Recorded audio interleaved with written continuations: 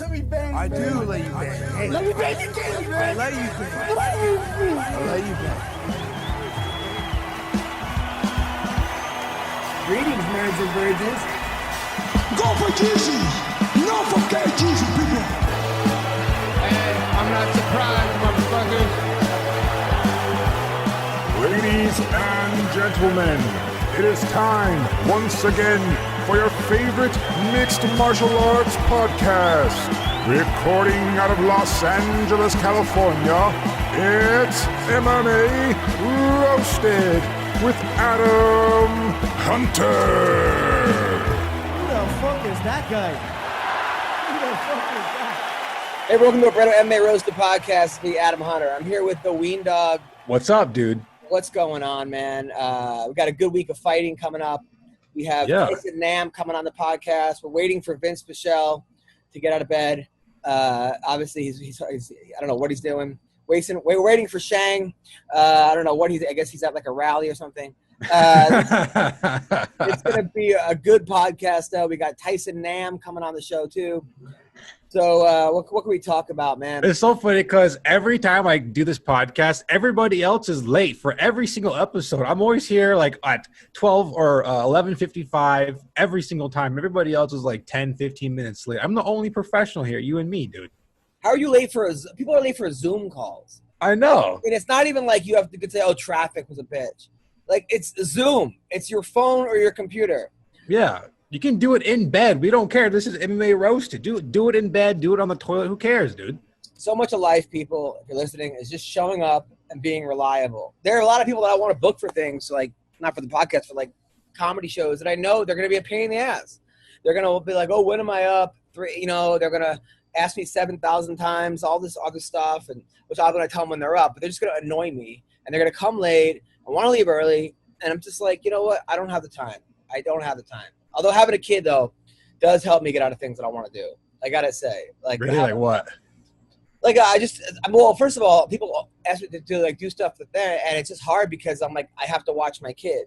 And if something doesn't pay, I'll be like, yeah, I'll do it, but there's going to be a child in the background running around like a maniac. I took my kid to the park the other day. So we go to the park, and there's a little, like a 5-year-old, like, my kid can now go up the stairs and go down the slide and up the, she loves it. She wants it over and over and over again. And I love seeing her happy. But this one kid was like guarding it. Like, you can't come in, to a 2-year-old. And I felt like saying, buddy, we all have to share, blah, blah, blah. But she came in anyway. Then the kid's brother was being a pain in the butt. The kid starts spitting on the slide during the pandemic. So I tell him, I go, hey, man, don't spit on the slide. He does it again. Now, I can't, beat up a 5-year-old as much as I want. But you want to. Deep down, you want to whip his ass. Not whip it. I mean, so I look at the mom who's not paying attention, having a conversation, and I said, is this your kid? She says, what did he do? Like, she already knew he did something. I mean, he keeps spitting on the slide. Now I'm like the Karen of the playground. But at the same time, I would say Karens are like people that tell on people who should, for having fun. This kid was literally spitting during a pandemic on a slide. So then the mom comes over. The kid runs away from the mom. Like, the kid has no respect for the mom. The mom's out chasing the kid throughout the playground. I don't know, man. These kids are it's just different. Look, I would never hit my daughter. I don't believe in spanking. I don't think that violence begets less violence. I don't think that if she does something that I'm going to threaten her. My wife will, grab her wrist and slap her on the wrist. I don't even do that. I'm not doing that. Did you get beat when you were a child? I got spanked. I didn't get beat. I got spanked. One time my dad just fucking smacked me and then hit me left a 5-finger on my chest. Like, you could just see He smacked you on the chest? Yeah, on the belly. It left a legit 5-finger. And then when I got sent to boarding school for troubled kids, they didn't necessarily beat us, but my teacher one time, because I had to do dish crew, I had to do the dishes in the morning. That was my job. Nice. Wake up at 5 o'clock in the morning, walk a mile, do dishes for the whole school. And then I was late, and he took his fingers and poked me in the chest for a half an hour. And I was 94 pounds. And he was just like, pow, pow, you don't, But they beat the shit out of us, mentally, physically. I mean, I remember that we had there was you couldn't curse, right? There was you couldn't curse in the dorm room. So we had a curse jar. Every time you curse, someone had to put money into the jar. Well, within 5 minutes, someone stole all the money, right? Oh my God. So then we were up at 3 a.m, the whole dorm, doing a workout for hours on end until somebody admitted they took the money. People were just admitting it, so we'd stop working out. Then we knew that person was lying or they didn't actually do it. It was like that kind of a school. Like, I used to have to go on attitude trips in the woods where it was like Sunday was our day off, and there'd be a list saying these people are going out in the woods for like 2 weeks, 3 weeks. And I'm like, and I'd be on the list. And you'd go out there and you have to move rocks back and forth all day and sleep in tents and talk about our feelings and hike up a mountain holding a rope. And just, sometimes it was freezing at night, and it was no school. It was literally, shoveling snow, raking leaves, moving rocks until our attitudes got better. And then you had to get voted back into the school. Do you think that like harsh punishment like that is good for kids? It's like to some extent. I mean, because I'm on TikTok nowadays, and just seeing kids and the current trends, it just makes me lose faith for our future, dude. It's shocking, horrifying, pathetic stuff you see out there. Well, you know what though? Sometimes when you burn them with burn them with cigarettes on their hands, they learn. Well, they changed the rules to my school because some kids sued for they sued the school for all kinds of like beating them and like doing all kinds of horrible things to them, and there's like a whole list of there's like a Facebook group called like My Hide Memories of people that were like literally talk about how much trauma they have from that school. And I was there 5 years. I mean, my first day of school, like my first day, I was 13 years old, and these kids jerked off in the dorm. They had like a beating meeting, they called it, right? And they had a race, 5 kids who could jerk off the fastest. Well, then they had to go into they had a school meeting, right? Where they had to stand up and talk about what they did. So these kids, I'm 13, these kids are standing up and they're crying. Some of them going, I'm bisexual and I did this, and another kid's like, I'm gay, and like talking about how, and I'm like, where the fuck did my family send me? Like what kind of school is this? But look, I'm happy I went there because I was on the wrong track. It like taught me character and how to be honest and how to go for your best. As far as the school, like things I learned, like calculus and geometry. I remember like our teachers. One of my teachers was like giving tours to the school, my calculus teacher, and he showed up. So he goes, write a paper on anything. And then he came back 2 months later, and then like I wrote a paper on the Ebola virus. It had nothing to do with calculus. Came back, he didn't even grade it. But like then I went to college and I knew nothing. Like I knew nothing. I had a 4.0 in high school, and I was not prepared because I didn't know any basic requirements. There was no Regents test. You didn't have to actually pass anything. But I did learn how to be a good person and how to keep your that's still out. Good person thing. I learned how to try my hardest. We don't know about that. I mean, to try your hardest, but the good person part, I think you're pushing it a little bit. I learned how to be like an honest person, and how to have integrity. Wayne doesn't know about the dead hookers. He doesn't know about. I know about my dead hookers, but not hookers. But yes, he would choke them out and think, oh, well, I didn't want to pay, so he choked them. Look, I mean, I think that there has to be a happy medium. They changed the curriculum now, but like they really should teach character in schools, and actually like life skills. And how to do your taxes. I think the problem with high school and even college is that people leave and they know all this, like how to cheat and how to memorize facts, but they don't know actually how to not cheat on tests, how to be faithful, how to raise kids, how to be a good parent, how to be a good significant other. Like life skills aren't taught. And I think that also is a huge problem. Like how not to give a fuck about social media and use that as the basis of your self-worth. I think that they should teach those kind of things. I think really? I think they should. I mean, look at the world. The world is basically how to cheat, how to get by, how to not have any material and yet get 100 million followers, and then you headline the fucking clubs without even being able to do 10 minutes. So maybe that's what they're teaching, and those kids are learning that. Because right now, at least in our field, there's a lot of people that are blow up off of something off of YouTube or, Instagram or whatever, and then they're automatically a headliner. Yeah, but it's catching up to them also. I mean, you look at for the short term, yes, but if you looked at like, I don't know, how to, I mean, it seems like a lot of comics in this very, you know, they're getting better at comedy, but they're not getting better at life. And eventually, especially during this pandemic, life is catching up to them. So they're kind of, right. So they're kind of, so they're kind of done with comedy for a while, you know. I think that's an issue. I think being, look, I'm not saying I'm the perfect person or whatever, obviously, but I will say that I do keep my word and I am honest. And you know, I think that's really important. You know, that's what they taught. They taught you that you don't want to have all this shit on your mind, right?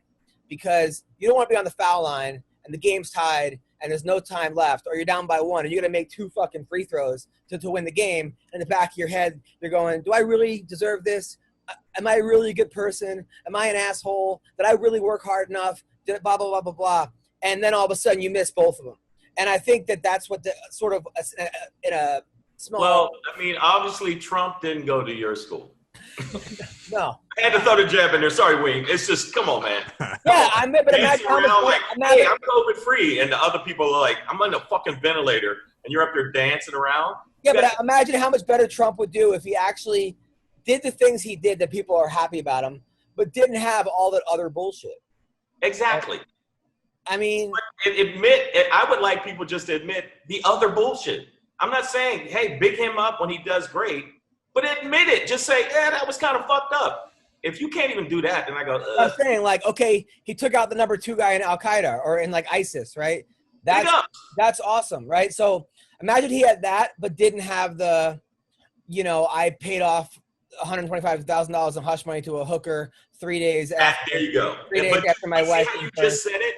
You just said it. I had somebody online. I said, just admit he paid off hookers. No, man, he would never do that, man. He's a child of God. I went, okay, you obviously got kicked in the head by a donkey or something. All right, let's get into MMA. We got Vinc here. No, I'm not going to stay there. You know, I go straight. Vinc is in like a Pichel. Like a oh yeah, he got the cool fucking. He got the fry beard. I call it the fry mustache. How I'm too lazy to shave. Yeah. Where are you right now, Vinc? I'm at my house. I'm doing my laundry. Nice. Do you live in a shed? Nah, I have like a little 1-bedroom house here. Look at you. You got a house, man. That's what I'm talking about. You need a roommate, dude? It's a mini house. Whatever, man. Look, dude. I mean, from a guy that got arrested 21 times before the age of 19 to a guy who's now living in a house with three kids now. That's awesome. Good for you, brother. Good for you. Yeah. Now, Vinc, how close are we to fighting again? I'm fairly close. I'm just having little nagging things that are irritating me right now. Well, my ankle was kind of fucked up after the fight with Miller from a kick I threw. And then, like, that's feeling better. It still bothers me a little bit, but it's not bad. And then now, like, I fucking jammed my wrist the other day, so now my wrist is bothering me. Now, I actually need a chiropractor today and have him fucking tweak it for me a little bit. What kick did you throw? I threw, like, an inside calf kick. And when I kicked him with, like, a really low part of my shin, almost like in between my shin and my foot, like that little spot in your ankle. I kicked him, like, right there, and I had, like, a really gnarly bone bruise.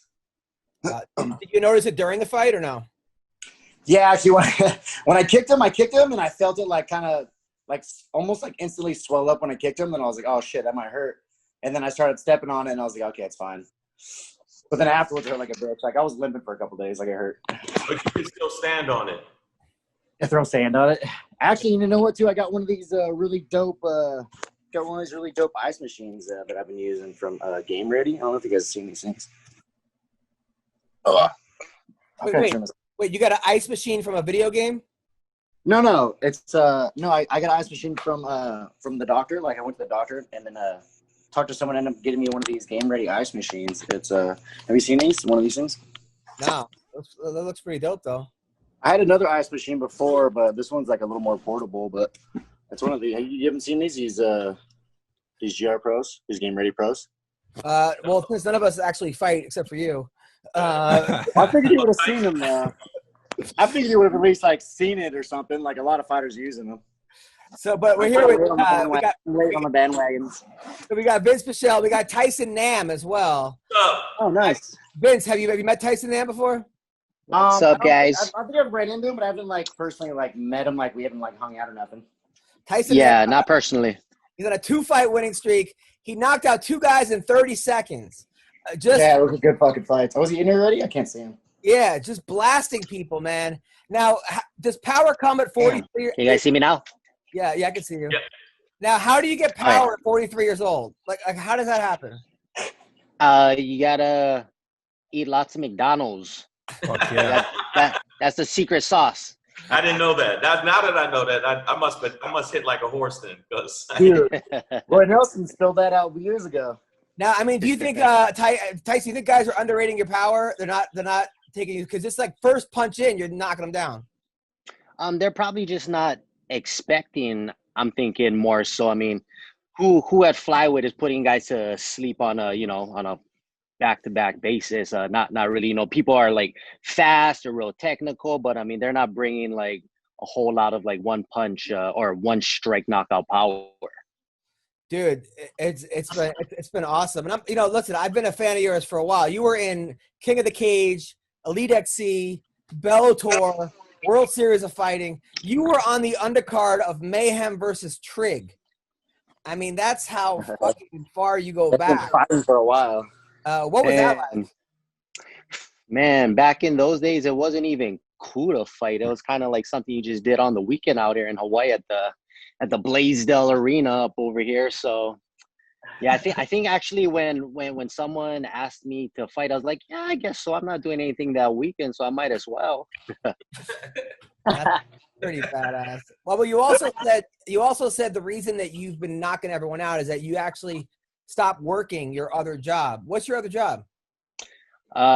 Working at the UFC gym out here in Hawaii. So I was Yeah, just one-on-one coach, and gym is life. So I mean, if I ain't training, I'm training other people. Okay, so now stop doing that. You've been able to focus by not training other people. Yeah, man, they just it's not a hard job, you got a construction job, you got laborist jobs, but it's just more mentally draining. I think just being able to be entertaining your clients on a minute, every single minute while you're in their session. So I think it was just that mental drain that really led me to practice unmotivated, or just not as much energy, not as much output as I would have liked. Were you banging? But I mean, it's been working good. Were you banging your clients? Because I heard that's a thing now. No, that's not my thing. Traditional martial arts. That's not his thing. I feel like you lose clientele when you do that. Yeah. Or get some more, depending on if the word gets out. Do you think that now that it made you more laser focused, and that's why you've just been sleeping people, because you didn't have to think about, I have to worry about this client. All you had to worry about is, okay, the guy in front of me, go to sleep. I think so. I wake up and I'm able to work out and then not go to my job. I get to rest and I get to unwind and then focus back up again when we got our evening practices. So it's a lot more focus. It's a lot more energy output from me, and yeah, everything just been falling into place in this ripe old age. Now you've never attempted a takedown in the UFC. Do you know that you could wrestle, or is that a thing that you're against? Dang, I thought I did. I guess it didn't look like it, but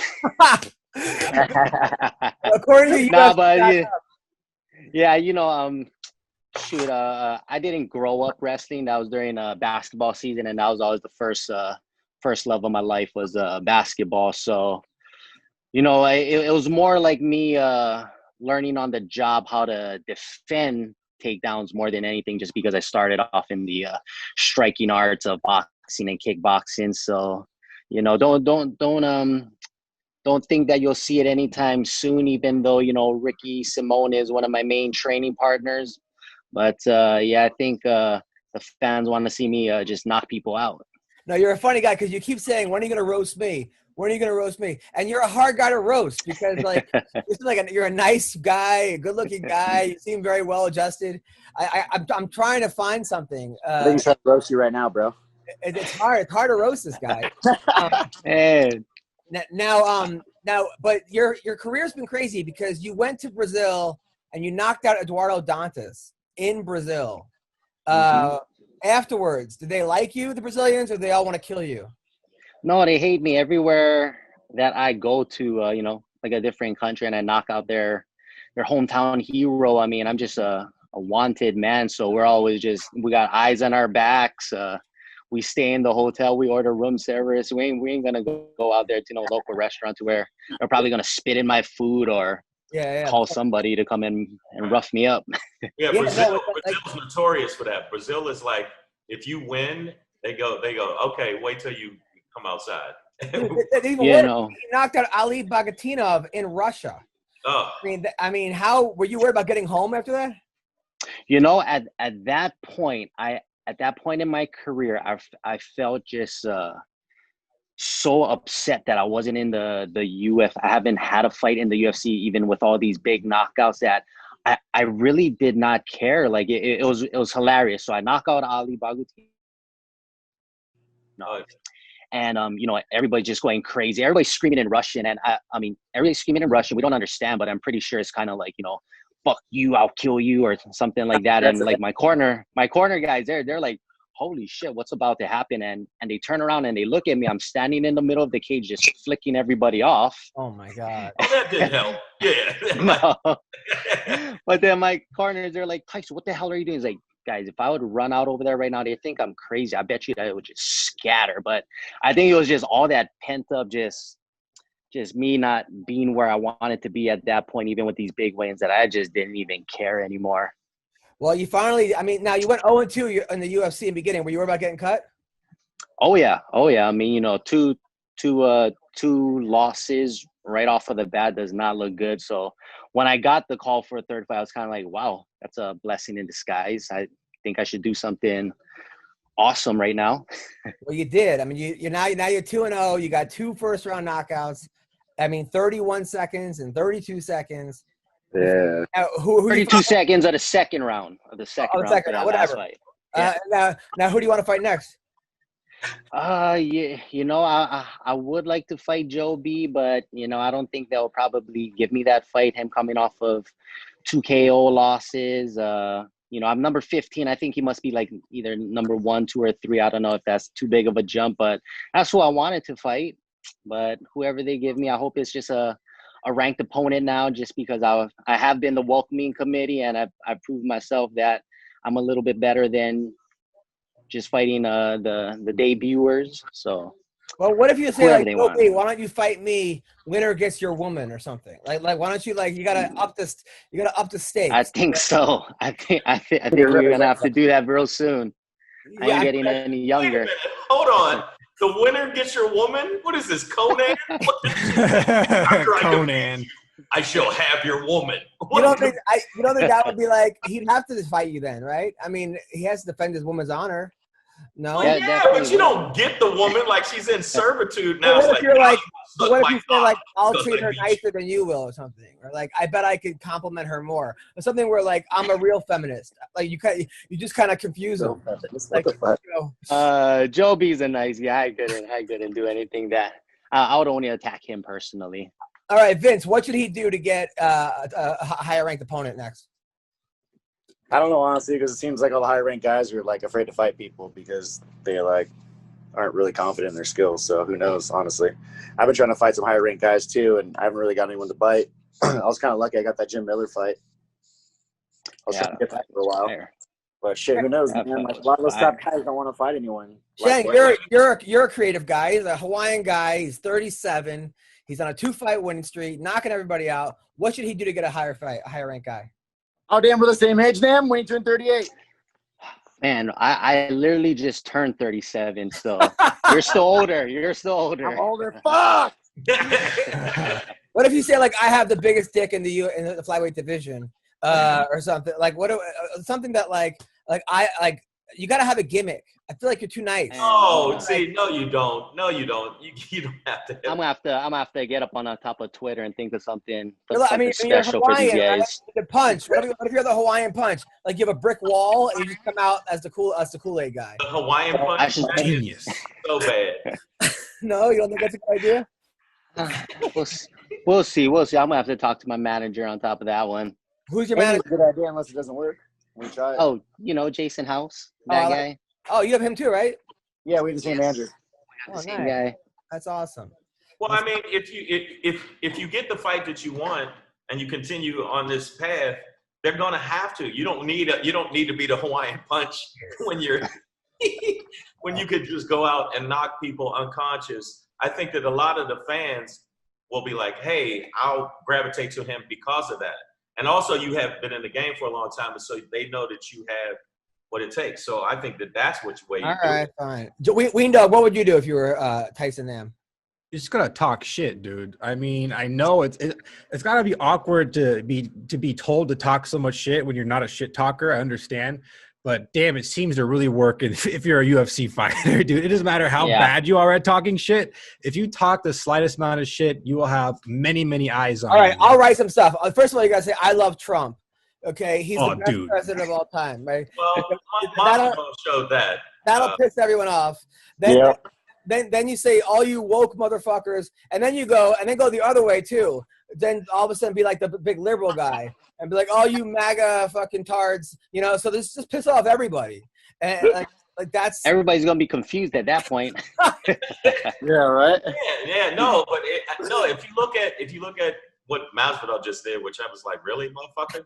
I was like, really, motherfucker, really? I'm still a fan because of your fighting, because I can separate it, but I wouldn't fucking hang out with you now. Yeah, you would. No, I wouldn't. Yeah, you would. Really? No, I wouldn't. All right, yeah, I would. Fuck it. But I said, don't bring that shit up, man. Let's just eat some sushi and shut your mouth. I wouldn't tell him shut his mouth because I'm too old because I get the brakes beat up. Tyson, are you married or no? No, I'm just dating. I still feel like I'm young in the game, so All right, good. And are you living in Vegas? No, I'm living out here in Hawaii, man. Vegas would probably be too crazy for me to be out there in. But I have lived in Portland, Oregon. Wow. That was a little bit of a change. Wow. But a little bit. A little bit of a change. Man, but it rains 10 months out of the year, and it's depressing over there. People are drinking alcohol on Sunday at 8 a.m. instead of going to church. It's that depressing. It sounds like Ween Dog's house. Now, as far as girlfriend, now, do you have any kids? No kids. Luckily. How are you Hawaiian with no kids? You must be the biggest outcast in the fucking island. I mean, when I was supposed to have gone to public high school, I got accepted into private school, so I think that helped out a lot. Because I swear, everybody that I was supposed to have gone to high school with, they were having kids either during high school or shortly right after. So yeah, dude, Hawaiian kids are like the women they start families early. Like Kendall Grove has like 75 kids. Like he has a fucking island out there. That's crazy, dude. There's not much to do out here. I mean, you drink, you go to the beach, and you have babies. Yeah, but the Hawaiian women. That's all there is. I'm retiring in Hawaii. I've always said that. I did some shows down there, and then I went, you know what? I'm literally retiring. No bullshit. I'm not just saying that because you're on the show. And then people say, but it's not a lot to do. It's like, yeah, but that's what I want to do when I'm older. That is a spot to retire. Are you getting laid in Hawaii at least or no? I mean, by my girlfriend. Yeah, late night cardio. I never really thought of it as late night cardio, but that makes sense. I keep that metabolism going at night. Yeah, because late night for you was like 5 o'clock, Shang. Okay, thanks. Well, all right. So Tyson, where can people follow you?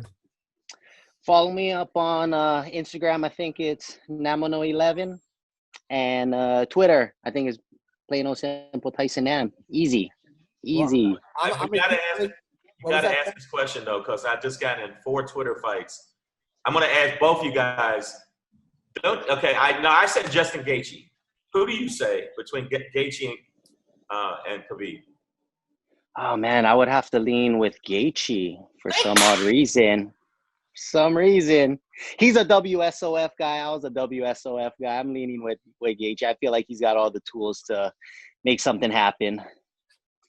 Yeah. I want Gaethje to win too. I'm rooting for Gaethje.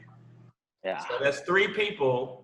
Ween didn't want Gaethje. You said not. Did you say Gaethje? I'm in a conflict between what my heart wants and what my brain wants. My brain is picking Khabib, but my heart is for sure picking Gaethje. You know what I'm saying? I'd love to see Gaethje win, and but I've also really loved Khabib, and I want to see Khabib go on and fight GSP or whoever is the next biggest fight for him to end his career on. But I do think Gaethje has a chance, but I just have to pick Khabib because he's fucking Khabib.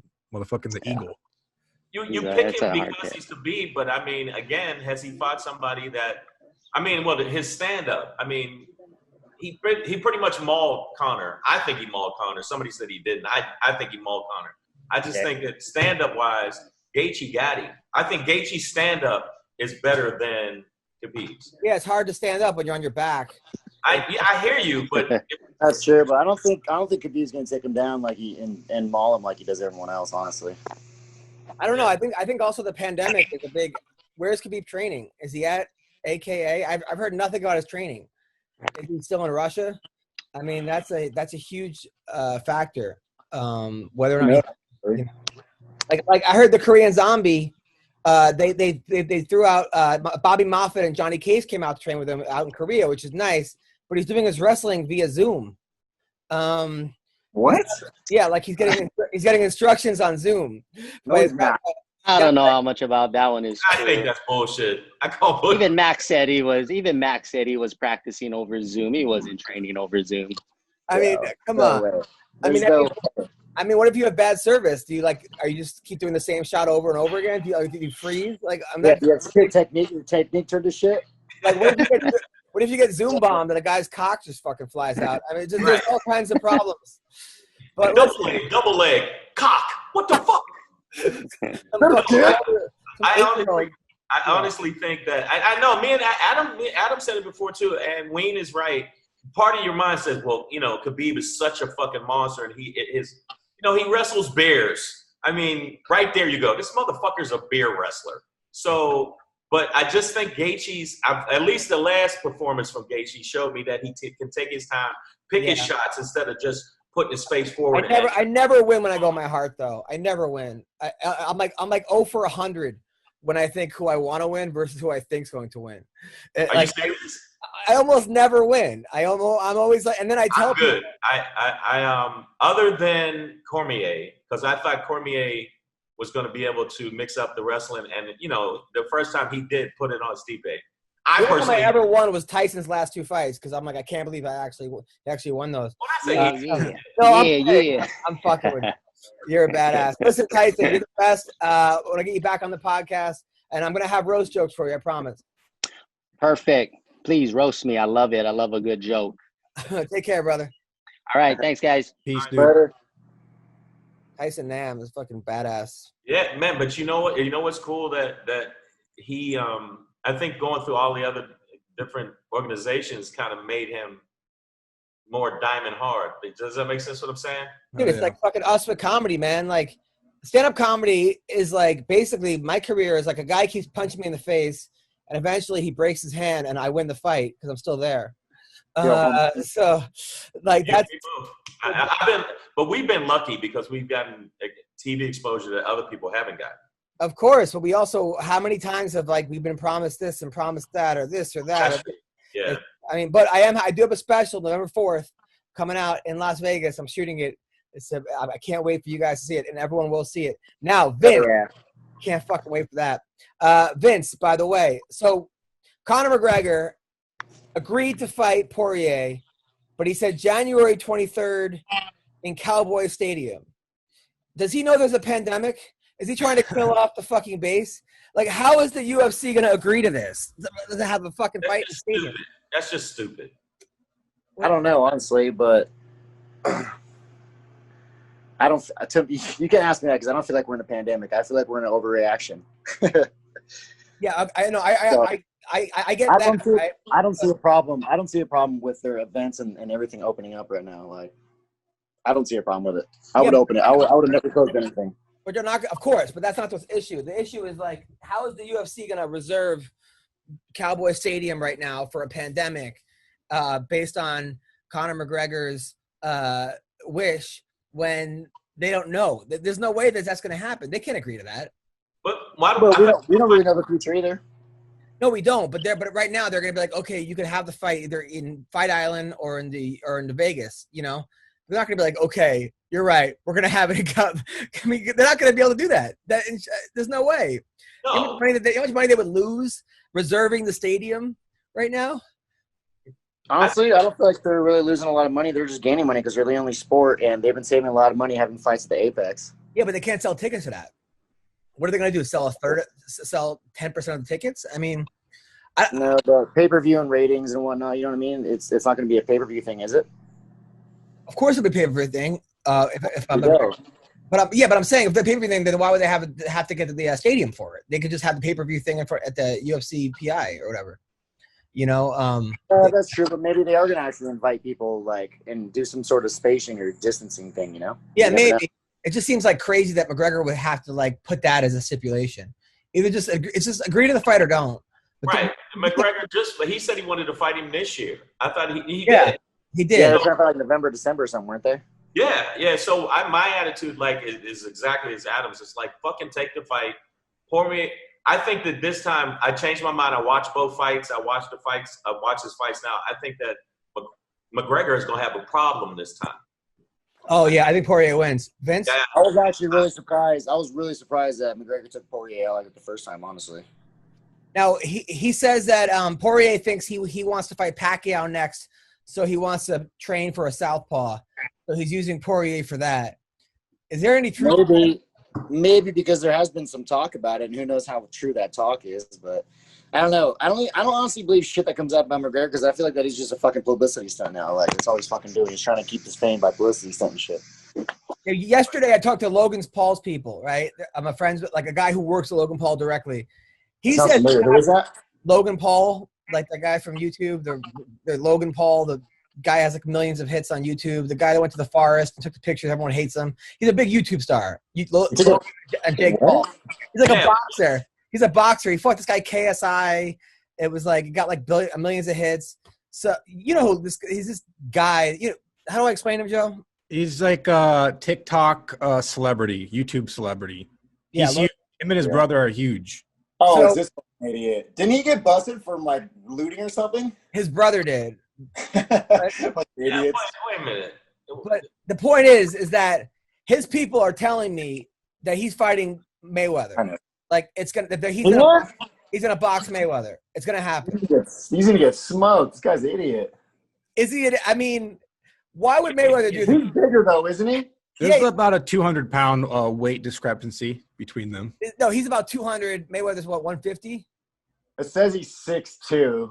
That's pretty tall. So he's probably 200 over 200 pounds. He's a good wrestler. He plays in the states of Ohio. Yeah, but it doesn't matter. No. He's going to get smoked. But why would Mayweather do this? Just to he doesn't have to. Last time I checked, because I was I thought that McGregor and Mayweather were going to fight again for another payday. But no, McGregor is the only person I've seen even slightly kind of fight him. No, I don't care how big he is. Floyd still is pretty in shape. But who would, I mean, I know he's in great shape. I did a comedy show. I opened up for Michael Blackson last year. He had his own girl. He had 3 girls with him. One girl's whole job, and she was a hot chick, was to rub his head the whole time. To sit behind him and just massage his head. She did that for an hour. Dude, I want one of those. Where do you get those? I mean, Jesus. What else does you rub? Just the back of his head. That was the whole. Another girl blowing him. But so Logan Paul versus Mayweather. Why is this happening? Is anyone? I think it's going to happen. I think it's all talk. I think that. I don't think so. McGregor does a lot of publicity shit talking to keep himself relevant. And I think after a while, it's no, motherfucker, just get in there. And I know I'm going to get the McGregor people going to be like, oh, fuck you, dude. My attitude is get in there and show them what you got. Fuck all that dumb shit. What had happened was Logan Paul sent Mayweather a contract, was like, hey, let's fight. Here's a contract. And Mayweather's like, fuck you. I'm not fighting you, stupid ass. Oh, so he's not fighting him? Yeah, he's not now. Yeah, see, I thought it was just some people saying, yeah, I'm going to fight McGregor. Because they know that that's a money grab. Like, even when McGregor fought Floyd, a bunch of people that I knew that were in the boxing arenas were like, oh, you know, that's just a money grab. That's not a real fight. Some guy in Asia that was like a kickboxer. It's a money grab. I'm saying, so why wouldn't he? It's a money grab, but for Mayweather, I don't like.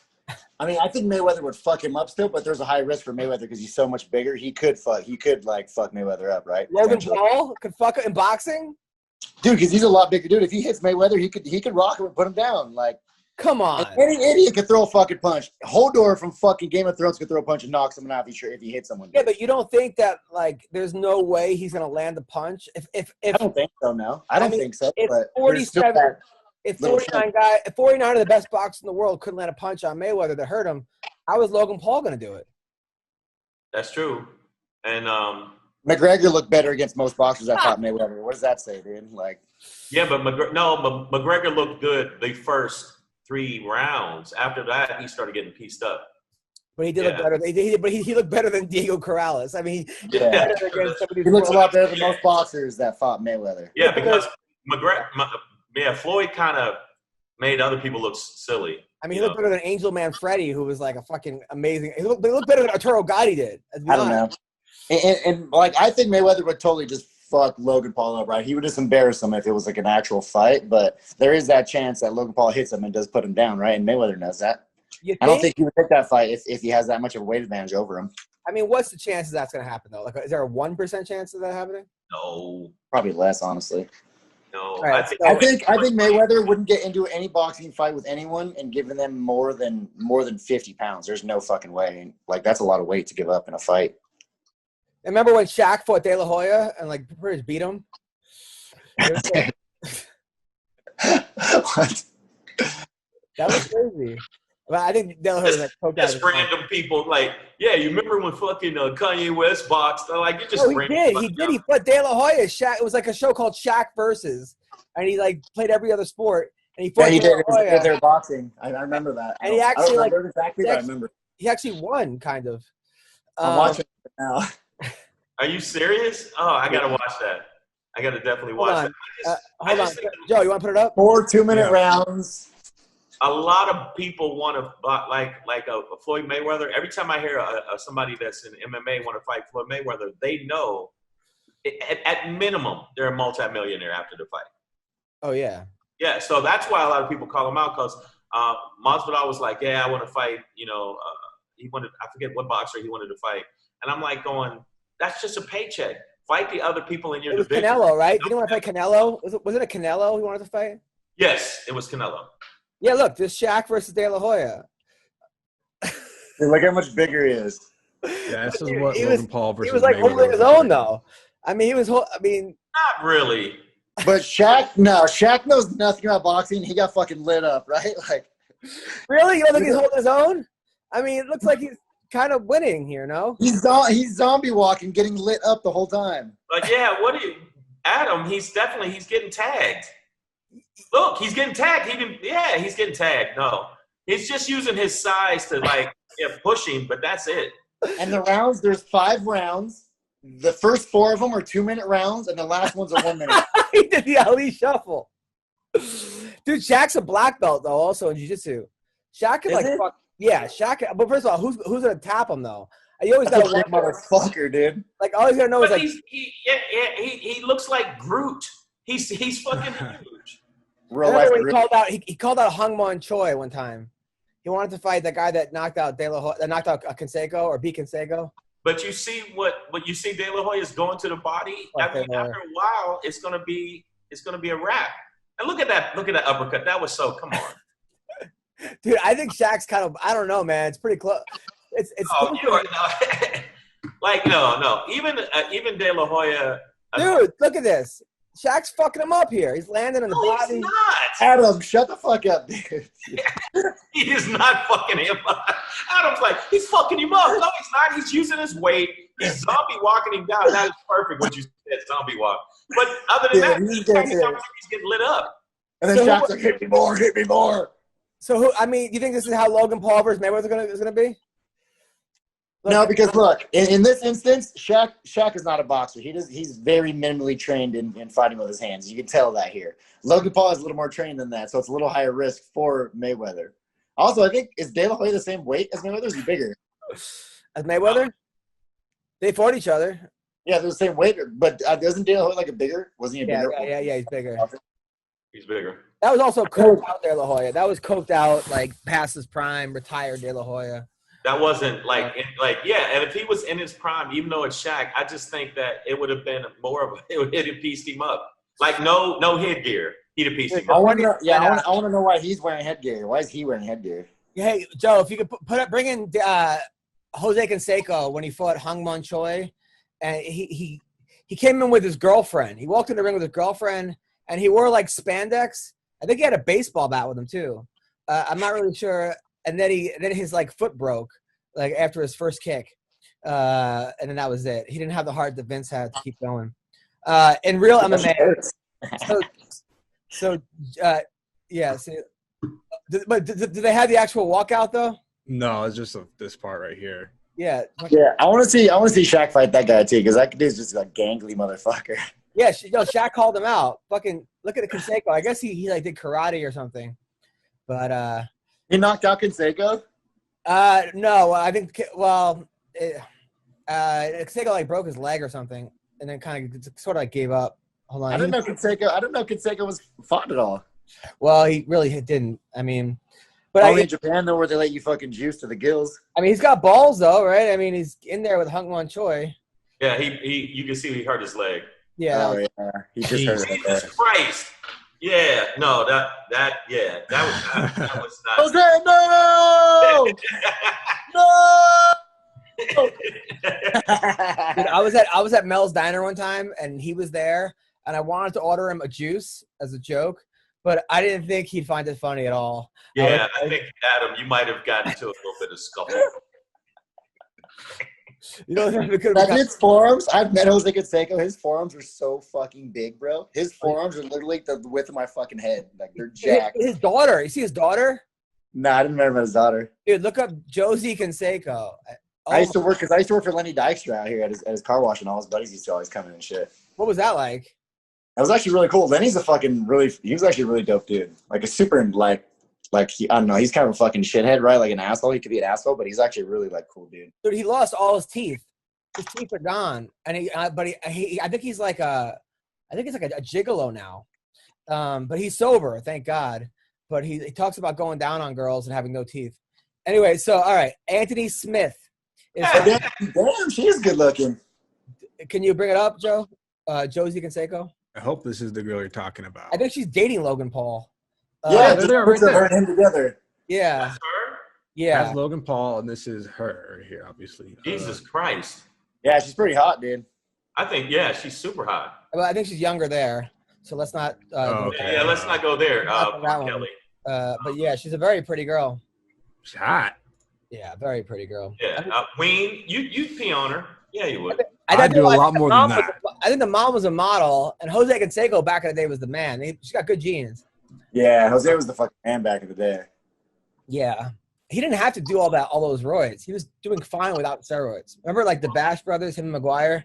Yeah, they're fucking nuts. I think there's a certain point where you go, you know what, it's time to roid it up. So Devin Clark. Who knows if he was roiding up that whole time anyway? He just up there. It's a very good point. So Devin Clark is fighting Anthony Smith. I hope Anthony gets his stuff together, man. He's such a good guy. I remember we had him on back before he was in the UFC, and then after, and I remember like texting him, and I remember him telling me, "Hey, man, thanks for giving a fuck about my fights." Like that was like one of the nicest things ever anybody ever said. Thanks for giving a shit about my fights. I mean, I think that he seems like he's getting it together. It doesn't seem like he's as. Well, his last two fights have not gone well. The Glover Teixeira fight didn't go well. Oh yeah, I mean, but that's Glover. I mean, you act like he wasn't fighting bums. The fight after that, he's on a 2-fight losing streak. But I'm saying Alexander Rakic. Yeah, he got beat pretty bad. That Domination. Yeah. So but he's a streaky fighter. He's a lot of these fighters that we talk to. They go on like Cub Swanson's a guy who like win 7, lose 4, win 6 more. It's just a lot of it is just that one. But you also don't know what else is going on. You don't know if something else is going on. Also, injuries. I think sometimes if people don't know they're injured. I think it's injuries, but I also think it's like, you ever just have like fucking bad sets where like you got like 3 or 4 bad sets in a row. You just need that one good set to get you that confidence back. I feel like with fighting, it's somehow the same. It's like, well, no, you know what? I used to think that was the same thing, but I think a lot of fighters, even when everybody goes in injured, I think there's something wrong. Your foot, your arm, your wrist, something. But I think always have some sort of injury. Always something. But I think that it continues. It keeps nagging them, so it might go to the next fight because you haven't healed from the other one. So a lot of fighters, I was looking at some stuff online. I was like, well, he was hurt 3 fights in a row, and then once he gave him time to heal, he came back and they're monsters because you're all healed up. And you're so much, but that's it. But so much of it is mental, man. I'm sure Vince could say a lot of it is mental. Yeah, mental, what's going on in their camp and stuff. Like, there's a lot of variables involved. And not to mention, like, you could lose any fight, potentially, even if you're, like, you should win, you know? I think, Vince, you might be one of the most successful fighters that I know who's not in a major camp, in a big camp. Like, you. Yeah, I'd probably, I don't know. Well, I know some people that are in smaller camps, but I don't know. I've been in big camps, but it was, I don't know. I wasn't comfortable. So you like you like it more of a smaller, tight knit? Well, I like the bigger camps, but when the bigger camps that I've been to, I never really. It was just like it was good training, but it wasn't good coaching for me, right? Right. Like I need to for me to work on and fine tune stuff. I need to work on it. I need to like fine tune it like with a coach, right? Like I do stuff like that with my coaches now, and then we work on it live. Like you can't just be like, okay, when we're going live, okay, you need to adjust it by doing this instead, right? Like I need to work on it. I need to drill it. And then I need to be able to actually implement it in live sessions. Well, the hard times, like when you have a coach who's coaching 20 different people and they give you like an hour versus a guy that gives you his full time, right? Yeah, and it was a little hard, but also too back then when I was in those camps, I had a day job too, right? So like I didn't have time to spend extra at the gym with the coaches to go on top of stuff outside of that, you know. So that was kind of an issue too for me. You've had every porn job, like the AAA worker, the electrician, like you've had anything that is like a porn, like you've actually. By the way, so John Gotti III lost yesterday. Now he was 5-0. He's John Gotti Jr.'s kid, and he was 5-0. But he actually fought a kid that was on a 3-fight winning streak. And you know what? I gotta say, John Gotti, even in his loss, he kept trying. He showed me a lot of heart. Showed me more in that loss than he did in some of his wins, to be honest, because some of his wins were against the guys that were 0-2, 0-3, 4-4. But he kept trying, and I think the kid's got something, to be honest. And it's got to be hard also, you know, you have that pressure of being John Gotti's kid or junior, the third, you know. Right. Yeah. Everybody looks at you. Yeah. Like people expect you to perform, right? Dude, being from Long Island, like John Gotti was like royalty growing up. Like people loved him. It really was like Tony Soprano. It was a pretty much good indication of what, like, if you were a part of the Gotti family, people did not fuck with you.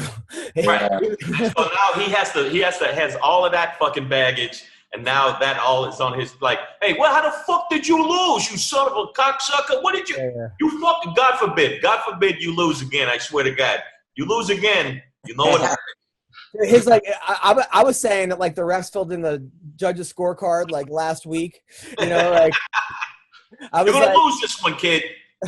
This one I need you to not win this one. Like the fucking ref is missing right now. John Gotti's you're gonna fall down to the third, and you might not get back up. You know what I'm saying?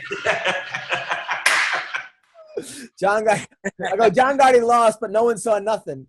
Like allegedly he lost. I don't know. That's what I heard. It's not on his record. He lost, but it's not on his record. You know, I heard things, but God forbid. I used to do a show at a club called Pips. Oh yeah, and they were just so mobbed up. And somebody heckled me, and I think I called him a cunt bag or some shit like that. And I got through the set, and he was like, "Yeah, at first I thought you were gonna bitch up, but you were great."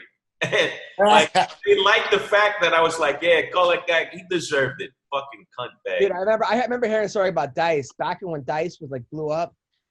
Pips was his like home club, and he walked into Pips and he goes, "Get him off."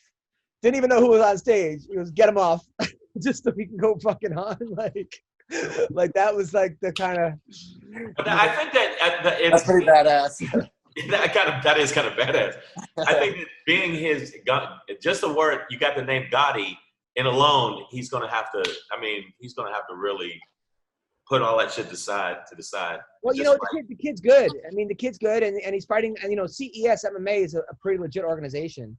A lot of really good guys went through that. A lot of these LFAs and CES, like I think that the Contender Series is really good for the UFC, but at the same time, I think sometimes they're bringing up guys that aren't really ready yet, because if they would have had one or two more fights in the LFA, or one or two more fights in the CES, or one or two more fights, then they would really be ready. But you don't think that? No, I think it is good, but I think you've seen some great guys come out of that. The Contenders. But have we though? I mean, who's the best guy so far that came out of Contender? O'Malley, right? O'Malley's the most flashy, but you saw what happened the last fight. I mean, I like O'Malley. Don't get me wrong, but I think that was a fluke. Honestly, like I want to see what happened there, but at the same time, like I would like to see the actual record of the Contenders, because it seems like they're losing more than they're winning. A lot of these guys. I don't know. Maybe it's me, but it seems like maybe they would have been better off having one or two more fights in a smaller organization, because it really is because they never used to have the Contender Series. So those guys, in order to be ready, some of those guys were over-prepared. They were over-ready. They were guys that were like 15-3 or something, but if they have wars. But at the same time, look, man, I mean, any exposure is good exposure, and I'm happy they're getting the time. And you know what? Learning on the job is the best way to learn. Vince, what are your thoughts? Who the fuck's phone is that? Sorry. Vince, what are your thoughts? This fucking phone! The fucking phone in my show! No, my thought process just got interrupted though. The contender guys. You think? There's a lot. The Contender Series is like the new Ultimate Fighter, right? And you're gonna have a lot of guys who are gonna get just weeded out. There's gonna be guys who go on there who perform great and they have their showing, but then they go in the UFC and they just get weed, like they just can't get a win to save their life, right? And there's guys who look like absolute fucking garbage, who are fucking just trash fighters, but then they start fucking whooping ass for some reason. So to me, I think it's all about the fighter. It depends on the fighter and their maturity as far as they are in their career and their style and their particular comfort in themselves. I think that's like the biggest part of it. Yeah. And who knows? But I think a lot of people go, "Oh, Contender Series, you don't have to be in the Ultimate Fighter now." So I think a lot of people just jump the gun and go on there, and that's why you're probably seeing a lot of them getting their ass kicked sometimes. Well, a lot of it also is like the way that they're kind of picked. I think that they're picking guys who finish, right? If they have an impressive finish. And sometimes that can be very misleading, because you get two guys that are actually, sometimes beating a guy 30 to 29-28 who's a really good guy is more impressive than knocking the fuck out of somebody who just has a weaker chin. And, it's sometimes you can't. It is to me or you, right? But to all the, I'm just going to sound like an asshole here, but to all the peasants that just watch fighting that don't even fucking better, they'd rather see you knock out a tomato can. They'd rather see a tomato can get knocked out than an actual competitive fight between two guys that are a little slower, a little boring, but very competitive, very technical. I like watching where I've seen fights where it was just basically grappling, and to see who's the better grappler. I even watch those. I watch those because you can see. Yeah, and it's still, to me, that's exciting because you can see them thinking it through and how to, get out. Yeah. Well, I like. You appreciate the technical side of it, right? You appreciate that part of it. But most people LFA animals. What I like about the LFA is that, like, something that they do right that I think the UFC should do is that they when the guys are coming out, they go, here's the record of the guys they beat combined. So they go, yeah, he's 8-3, right? But he's beat the combined record of these guys' opponents are 160-20 or something. So you're like, oh fuck, this guy's beaten a lot of good guys. So those 8 wins count a lot. Whereas sometimes that's actually kind of cool. Whereas sometimes they go, this guy's 7-0, but he's beaten, the combined record is 4-60. You're like, okay, but let me tell you this now. Let me throw this little doozy in your head. Okay, so let's say that's the guideline, right? Now, what if those guys who have a record like 20-3, like the 6 degrees of separation, right? Now, let's say those guys that are 23 that this guy beat. Who are those guys that they beat? They get their 20 wins, a bunch of fucking tomato cans, but that's not under like. Yeah, right. Yeah. So where does the bullshit end? Right. It's so many levels of bullshit. How do you even know? I know. Yeah. And then what if you beat Jeremy Horn, whose record is 160 and like 80? Like that probably counts for like, you know. I'd give him a little more. I'd give him a little more for that one. Yeah, but you know what I mean. No, but I'm saying like that's gonna count for all the combined. But yeah, no, you're right. You're right. Who are those guys? I mean, thank God for that one promotion's out, because that one promotion was the worst thing I've ever seen in my life. Was in San Diego. They had this thing called Explode. It was in San Diego. They would literally go to like jails or prisons or like Home Depot and find guys and bring them over. And then they had like legit fighters would fight them. And I don't even know if there were even weigh-ins. Someone did a whole expose on it. Actually, it was that one video of Alimale McFarlane, who's like the Bellator champion, who fought like a soccer mom. That was from that series where she just right. No way! And she just I saw that she just beat the fuck out of her. Yeah, it wasn't even fair. Yeah, it was like and somebody exposed fucking Explode fight series, and then I think they're out of business because which organization would you think is the best? People are giving shit to Bellator because of the way they promote. It's just like, the fuck do I find this fight? Well, guess when Cyborg's fighting, Shang? Don't say anything. Guess when she's fighting next? You talking me? No, Shang. Oh. I don't know. Tonight. She's fighting tonight on Bellator.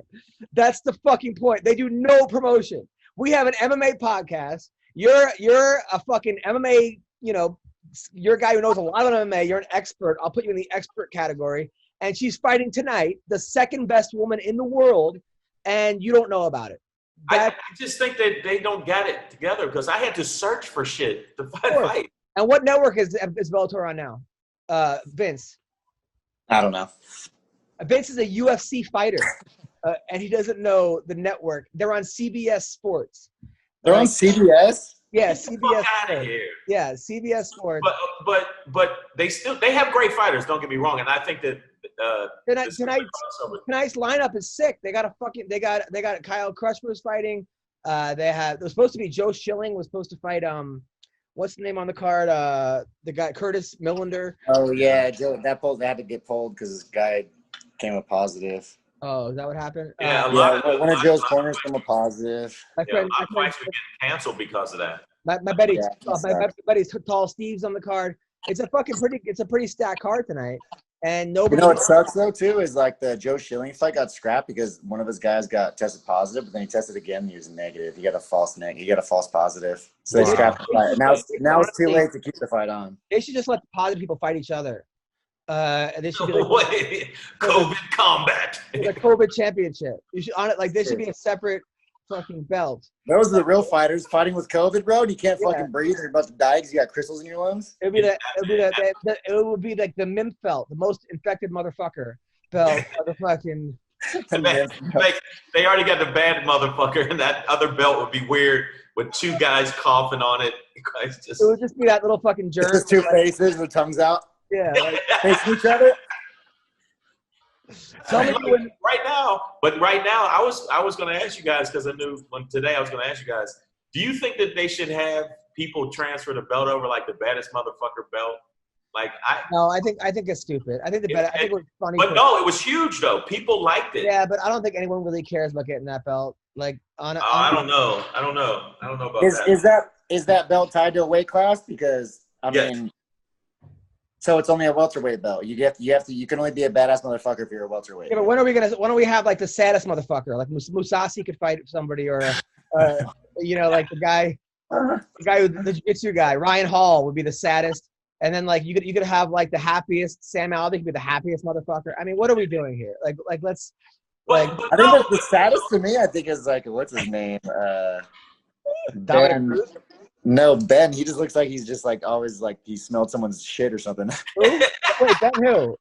Ben Askren, he just looks like he just got a big gulf of someone's shit in his face. Like, no, he got a fucking knee in his face. No, he's a happy guy, Ben Askren. So fucked up that you said it like that. He is, but like his normal face, his resting face looks like he's just a little. Like, yeah, who put the little turd under your nose? That's what he looks fucking like. CB Dollaway. That's what Mayhem called CB Dollaway. That he has like fart face or something. He like to smell the fart. And then he wore a gas mask to the weigh-ins. Fucking Mayhem did. And then fucking Dana got pissed. He's like, "Why do you have a fucking gas mask?" Because the guy had like fart face. Like that's what fucking. But that's goofy shit. But I think that look how big it was. That was a big fight, not only because of the two fighters, but that belt. People are talking about it. Even McGregor's like, I should get the baddest motherfucker belt. But McGregor always says something. It just seems like in other sports, we don't have like the most woke basketball team or something. Like we have to just like stop with the funny things. You know? But that was kind of. I liked it. I don't know. I liked it because I thought there's some fighters that might not get a championship belt, but they're bad motherfuckers and they should fight each other. They're all bad motherfuckers. Everyone is all bad motherfuckers. But you know what I'm saying? That have not just. I mean, the linear line in it was there's some street dudes or whatever, which I think is obviously to sell a fight. But I just think that that's a fun fucking thing to see. And to me, I think it's the beginning stages of participation trophies is what it is to me. Yeah. It's not the actual championship belt. It's a made-up fucking championship just to make people feel good about themselves, right? It's a fucking participation. Yeah. But it was a good fight, though. It was a good fight. It was a good fight. It was a good fight. And I think that Masvidal again he did say some goofy shit recently, but I went through and watched some of his fights on YouTube.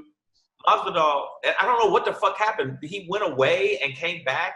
He went on to some reality show or some goofy shit, and then he was a whole different dude. I don't know. Did you see that? He went on a reality show for he did some show. He did something. And then he went away, and then he came back, and he wasn't always a finisher. He became a finisher. He was a bad. Look, when he was fighting in Kimbo's backyard under Jorge for free, that I think certified him as a bad motherfucker. Like, I mean, anybody that fought in Kimbo's backyard was a bad motherfucker. I saw the footage of that. Especially if you won. You know, like, give me a break. I mean, those guys were just. He's just a different breed of a person, and he's a guy that didn't have a wrestling background, didn't have a jiu-jitsu background, but learned how to become a good wrestler, learned it, and put in the time, put in the work. And he also, I remember he got tapped by some Asian dude, like he put him in an inverted triangle he had him on his back. It was like the submission I've ever seen. I forgot the guy's name. I mean, he came back from that. I mean, he's just a guy that has been down and out, and he fights, and I'm happy for him. However, you know, like people said, Sinbad said, you're funniest when you're riding the bus. When you're hungry is when you're at your best. And I do think after his newfound fame, and he's walking around in a bathrobe, and he seems to get chubby a little bit. He maybe took a little too much time off, didn't know he was getting the call, had to lose 30 pounds. And then when he fought Usman, was not in the shape he wanted to be in. Maybe an older version of Jorge Masvidal would have been a little more disciplined. Maybe not. You know. Well, you think the fame and the money is like took the fire out of him? I think he was a little distracted for that fight too. He should have been in better shape for that fight. He should have been better. He should have been better with the stuff that he was doing. He was first in line for that next title shot. So for him to not be ready for that was kind of a bonehead move on his part. Yeah, I think that sometimes you know, it's hard not to become that guy a little bit. You know, when you're starving and you're fucking losing split decisions to Al Iaquinta and you're getting 25 and 25, whatever he's getting, and all of a sudden you're getting $500,000 or $1 million, and yeah, you know, everyone in the world, I heard he got caked up. Yeah, everyone in the world is kissing your ass, and you're the fucking shit. It's hard to not allow that lifestyle a little bit. But there's a couple people where, like, I'll give you, even though I might be riding his dick because I'm a fan of his, GSP never seemed like he got like that. But he also took a lot of time off. Yeah, I mean, he took, because he had personal family shit that he had to address. I mean, I watched the interview with him, and he was on, I think, Rogan. He was saying there was other shit that was pressing I think also he has really bad OCD, honestly. Yeah. He has trouble sleeping. He has OCD. I think he's just And you know what? No, you're wrong, because he said before the Matt Serra fight, he was partying, he was going to clubs, he was breakdancing, he was enjoying the sneaking fat chicks in the back of the club, whatever he was doing in Montreal, and then he got knocked the fuck out by Matt Serra. So he avenged that Matt Serra. I'm not talking about that. We're talking about whether or not he ever allowed the fame and the money to get to him. I don't know. He seemed like I saw the documentary. I watched. Really. So he went off too. So I watched the lead up to it, and I watched him going. I was spending too much time in the fucking nightclub dancing, and I should have been training. Like, so yeah, he just learned it early. He got the wake up call earlier. I just think that you can't even when you watch some boxers, when they let all of that shit get in their head, and you're forgetting what got you to the fucking party, bro. But it's the same story, man. I mean, it seems to be like it seems like Michael Jordan is like the only guy. like it seems like there are certain guys that can filter it out, but Kobe. Michael Jordan was crazy though too. Like his teammates fucking hated him too. They just didn't say that in his fucking Last Dance show. Dude, that was crazy. Oh, no, they did say they hated him. He was punching him in the face. He punched Steve Kerr in the face. Yeah. Oh yeah, they did a little bit, huh? They hated him, but they said he was disciplined as fuck. Like he just didn't care what they thought. He's like, yo, you got to get your game up. But a lot of fighters that when I looked at some of the documentaries and stuff, like the people who started goofing around were the ones you see. Okay, now even if I like Anderson, I think Anderson Silva had the best run I've seen out of all the fighters because I watched. But when he started goofing around too much, that's how he got caught. Yeah, Before, he wasn't getting caught. Around it like that. No, he did. Yeah, dude. By the way, Jordan also, like, if his teammates missed the basket, he like wouldn't give them dinner. Like he was doing shit like that. Like they wouldn't eat. Well, that's kind of goofy. All right, that's goofy. But but you see what I'm saying? Like if you look at the big slave driver. Yeah, that does sound like a slave driver. You get no pudding. Yeah, you get no pudding. Fuck you. But I just feel like a lot of the fighters I see that are still hungry are the ones that, like you said, that are like. Oh, the ones like Vince who are literally hungry. How skinny my face is. That's the problem. Fighter though. I think the good and bad part. The shitty part about like Vince, right? Is Vince is like top 20 in the world. He's got a record of 12-2. He's won his last 5 out of 6 fights. In any other sport, in any other sport right now, if he was where he was, other than like let's say table tennis or other sports like darts, like he wouldn't live in the guest house. Like he'd have a fucking mansion. If I was a boxer, I'd probably have some decent money. So that's but that's the bad part. He wouldn't have to have a separate job. The good part is that he's still hungry, so we're gonna see him fucking have amazing fights. Right. It's like weird. It's like but he'll have the selfish part. I mean, these guys in the NBA, they stub their toe and they're out for 3 weeks. But like, do you think this guy literally breaks his foot in a fight, and he's like, "When am I coming back?" And he's screaming in the guy's face. But do you think what Wayne said is right? That maybe the talking shit is the thing you got to do? I think it depends, man. I don't think talking shit's gonna get you more money as a fighter in the octagon.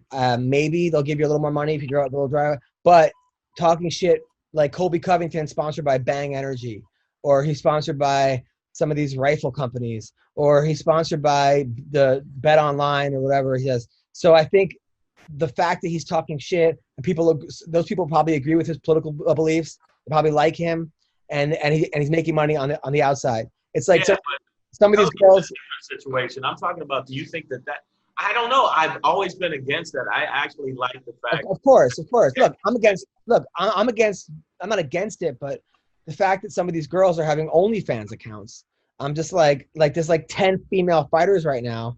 Some of them are like, a lot of them aren't in MMA anymore. So, but they're like posting videos of them going down on like their friends and stuff, and then they're making $20 a month. You can watch this girl eat her friend out. Excuse me, who's this? I did a big deep dive on UFC fighter chicks who have OnlyFans accounts, and just some good stuff out there, dude. Well, Beck Rawlings. I know Rowdy Beck goes topless. I know fucking Rowdy Beck. I know Kira Batera, who was in Combate. Who's like Jessica Penne. Jessica Penne. Like some of these fighters, I know that Barb Honchak's naked a lot. This is what I read. I don't actually subscribe to any of them, but I read there's a thread on the Underground about it. About what? Yeah. Is your wife nearby? Because I think that's why you're saying that. No, my wife and I, we actually combined accounts, and she'd be like, "What the fuck is this $20 OnlyFans?" Like that would not go well. I'm not, relax, dear, relax. But I know Cindy Dandois. So these girls aren't in the UFC, but some of the girls. Anyway, the point is that like, I wish everybody made a lot more money, but I wish I made more money too. So fucking, I gotta worry about myself. No, but I mean, but we can't go talking shit to other comics like, "Fuck you, dude. I'm gonna be funnier than you," and you can't do that to other comics. But I say the fighters that I've seen that didn't talk as much shit still got to the top rung. Jon Jones is weird. You gotta win. You gotta win, man. Like there was a guy. I forgot his name. He was like a rapper on The Ultimate Fighter, and like in Canada. And he was like talking a lot of shit. And then he went to Dana at one of the weigh-ins, and he went to shake Dana's hand and went like this, like just to be a fucking dick to Dana White. And I'm just What'd he do? He went to shake his hand and then went like this, like oh no. Yeah. And then he lost and got cut. So it's like you got to be smart, man. You think that guy that did the haka that didn't shake Dana's hand is going to get cut because he lost? No, because that was during the haka. I think that was sort of like he didn't like literally go to shake his hand and then went like this. Like that was. Yeah. Well, look, Max Holloway he's one of the top. I think he's one of the top. Of course you can get there without talking shit. 100%. Yeah, and but look at him. He seemed like he's always chill. He respects his opponent, but he still say, "I'm going to kick his ass." Like you can still say, "I'm going to fuck you up," but you can still respect him. Yeah, like, talk about their fucking father. That's what happened with McGregor. He started saying the wrong shit, and Khabib was like, at the same time, Israel Adesanya started talking about Jon Jones' dead mother recently. Yeah, it's just don't do dumb shit like that. No, but that might get him the fight, man. I mean, the fight might happen anyway. But now Jones really wants to fucking kick his ass. I just think that now he might go, all right. Fight me. Let's see our skills. Let's see if your skills and your fucking hard work beat my hard work. Let's go there. 1,000%. 1,000%, Shang. He really did that? I didn't know that.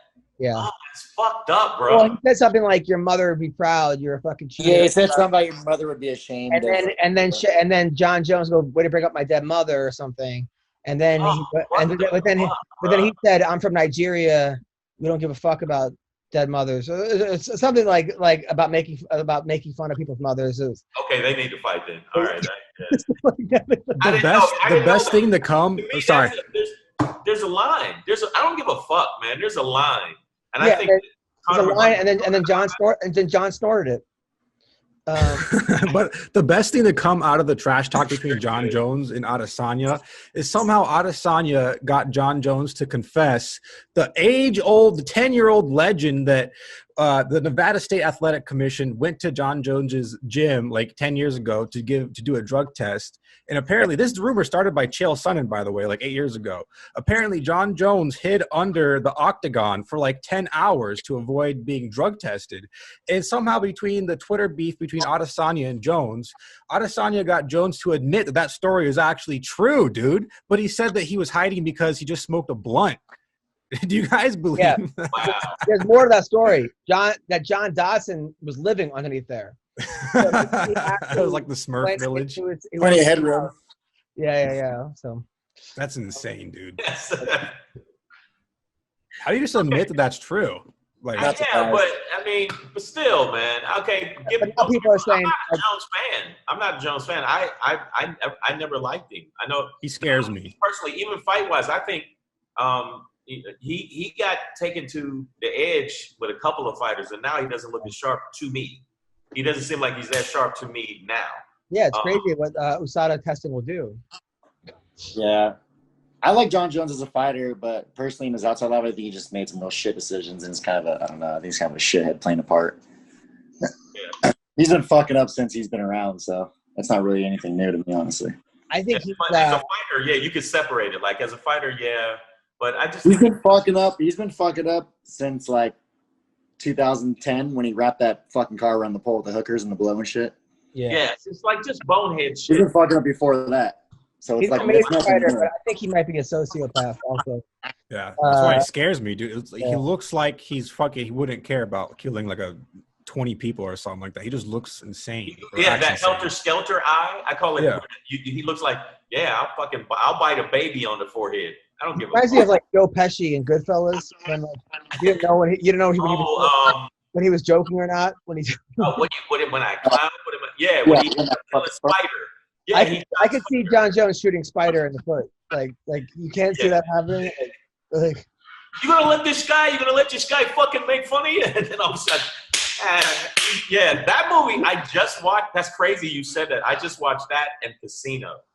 And I was like, Goodfellas and Rocky are like two movies that whenever they're on, if I'm flipping through the channels, I have to watch it. Like, are you serious? Yeah, there's certain movies that like I can't. Like, no matter how far you go. Rocky 2, maybe. And I like the one with Drago. I think it was Drago. Remember? That was 4. 4 was the best.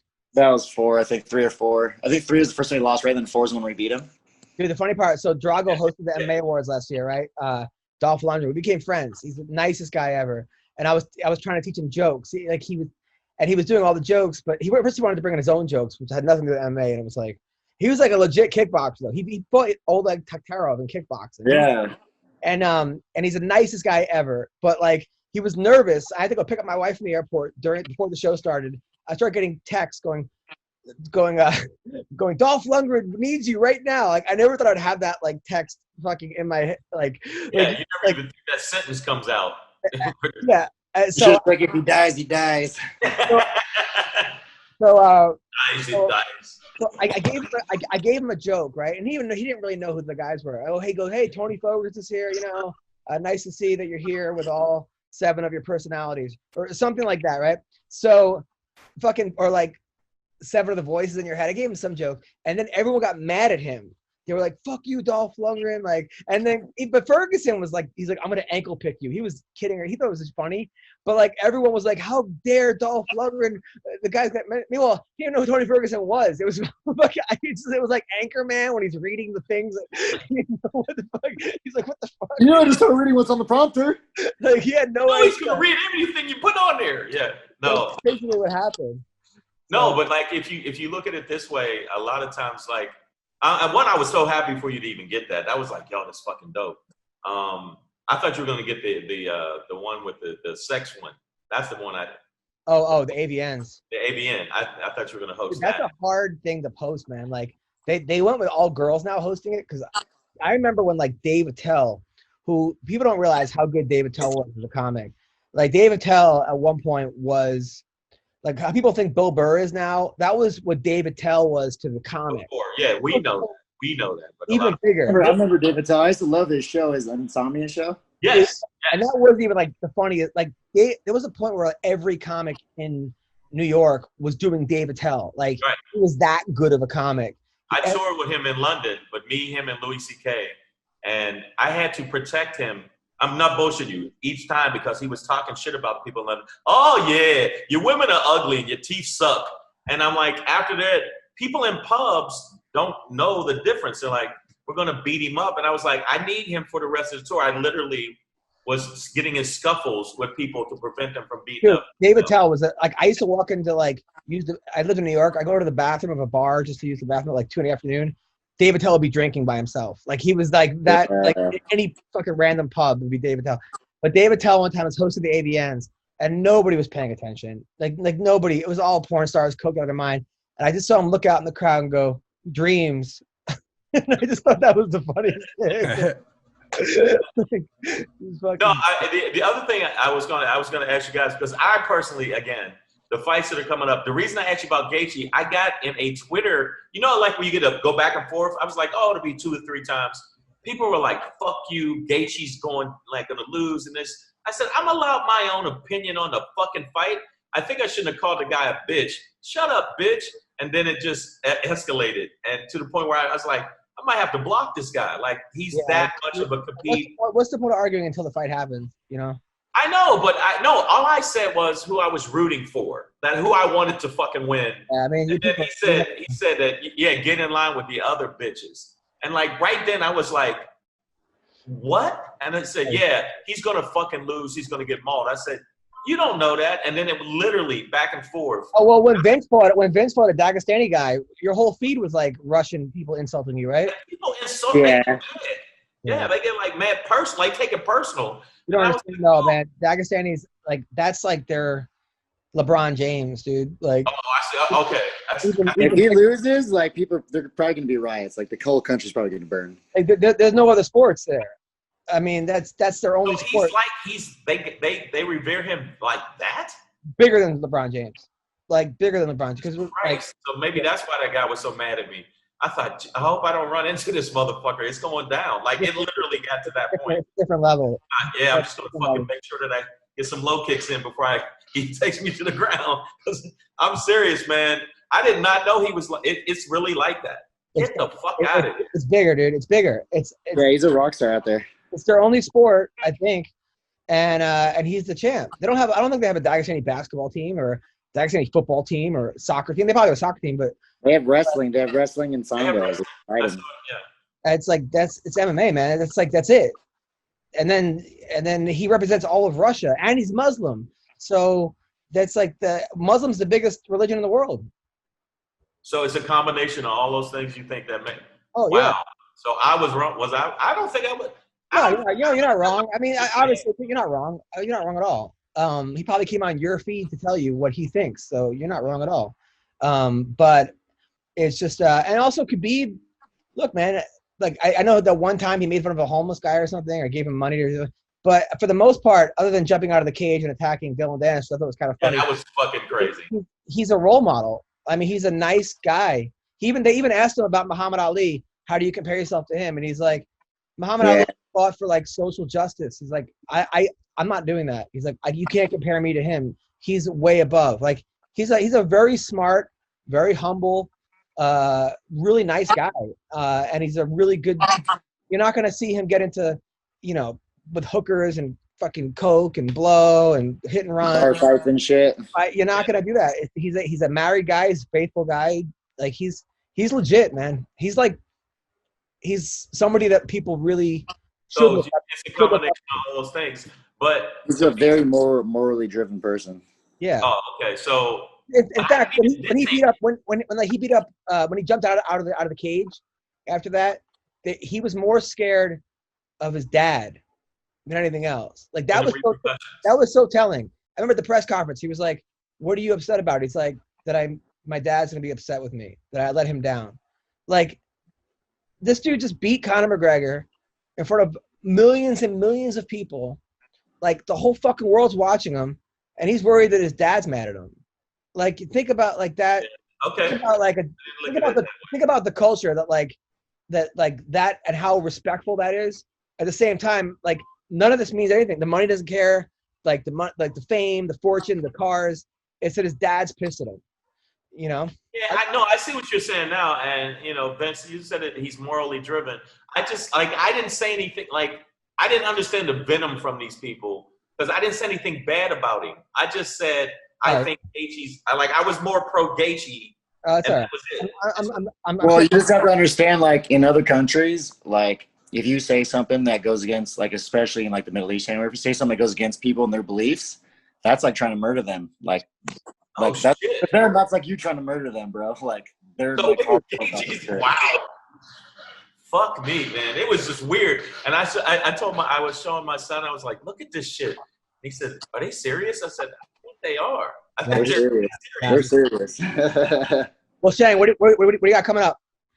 Oh man, I'm actually doing a show tonight somewhere. I gotta look at I'm doing a show tonight. I don't even know. Not anymore. Well, I'm not. It's a secret show. It's a secret show.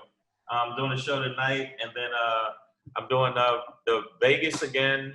I got Vegas, and then a virtual show, and then Sarah Mello does a virtual show where it's comedic. It's called so I'm doing that. And it's on my website. Go to the website and check out the website. And please, if you come on, you can talk shit to me on Twitter, and I do talk shit back. But I don't know if I need to die over my pick of Gaethje. We got to at least do some picks for this weekend's UFC card. No, dude. Okay, we got to get going. Oh, okay, my bad. Vince, what do you got coming up? Nothing, just training. I'm still trying to fight. Hopefully I can get a fight, get someone December-ish, November, December-ish. We'll see. That's about it.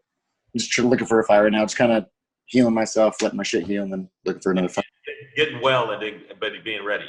What do you got, Ween Dog? Subscribe to the Joe Perez Show on YouTube and follow me on the talk at the Ween Dog. Aren't you on Parler? Yeah, but Parler sucks, dude. What's Parler? It sucks right now. It's like the conservative version of Twitter, where it's like all Republican shit. It's just in its beginning stages, you know. It's not the best.